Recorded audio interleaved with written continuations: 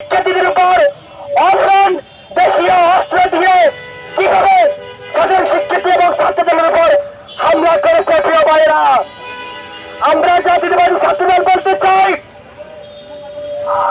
আমাদের এখন সময় এসে গেছে প্রতিবাদ করার জন্য। আমরা আমাদের নিজ নিজ জায়গা থেকে আমরা এই গুপ্ত যারা সন্ত্রাসী রয়েছে, যারা নিষিদ্ধ সংগঠন ছাত্রলীগের নেতা কর্মী রয়েছে, তাদের বিরুদ্ধে আমাদের রুখে দাঁড়াতে হবে প্রিয় ভাইরা। এই গুপ্ত লেখাকে কেন্দ্র করে সামান্য একটি গুপ্ত লেখাকে এই গুপ্ত শিবির তারা নিতে পারে না প্রিয় ভাইরা।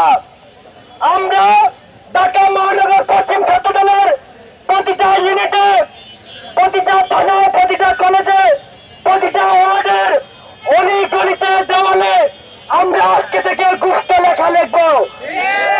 কোন জায়গায় আমরা বাদ রাখবো না প্রিয় ভাইরা। গুপ্ত বললে আপনাদের এত গায়ে জ্বালা কেন প্রিয় ভাইরা? তার মানে ধরে নিতে হবে